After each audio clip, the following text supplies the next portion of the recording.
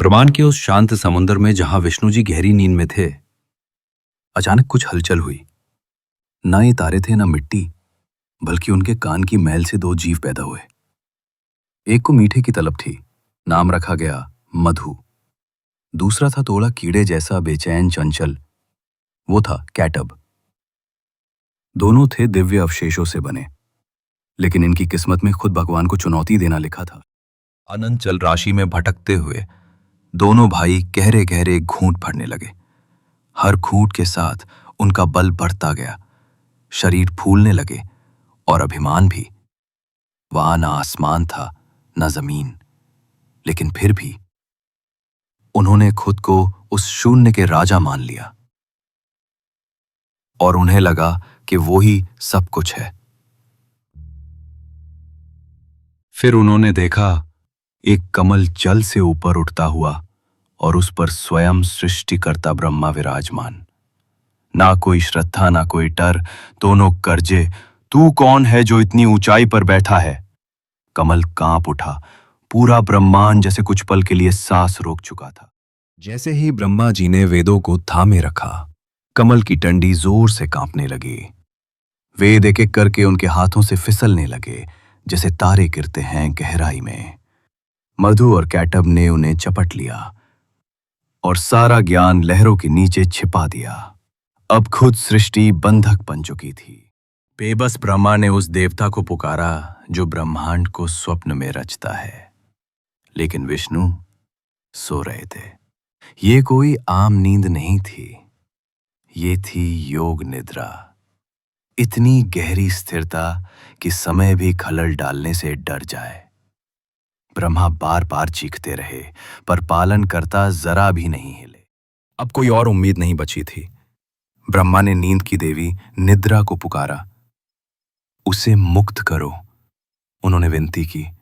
स्वप्न देखने वाला जागे, वरना सारे स्वप्न खत्म हो जाएंगे। और फिर शून्य से वो आई, कोमल, मौन, लेकिन बेहद शक्तिशाली। उसने बस छू लिया और भगवान ने अपनी आंखें खोल दी। जो जल से उठा वो अब सोया हुआ भगवान नहीं था, वो था हयग्रीव।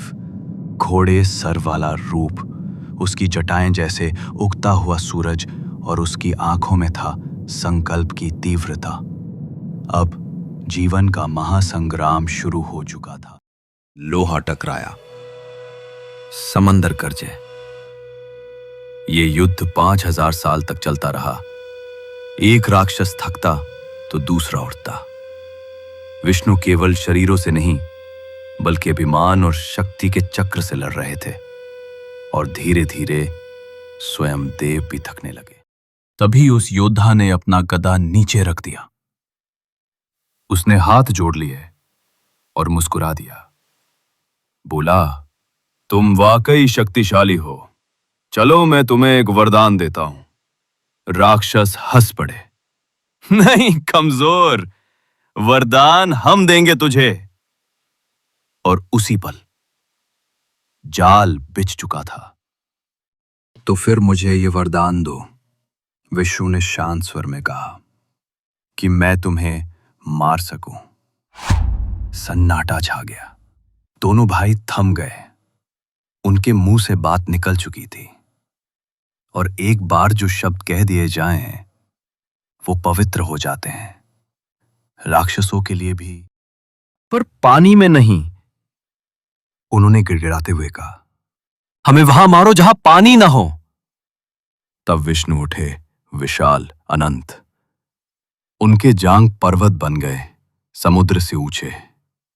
और वहीं उस दिव्य शांति में उन्होंने उस सृजन का अंत किया जो कभी उनके कानों से जन्मा था। विष्णु ने उनके गिरे हुए शरीर से मेदा, चर्बी निकाली और ब्रह्मा से कहा, इसी से धरती बनाओ। और तब जन्मी मेदिनी, वो धरती जिस पर हम चलते हैं, पवित्र, पर अराजकता की गंध से अब भी भरी हुई।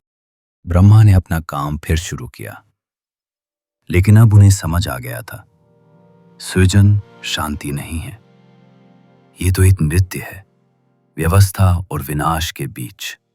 और समय की परतों में कहीं नए राक्षस फिर करवट लेने लगे थे।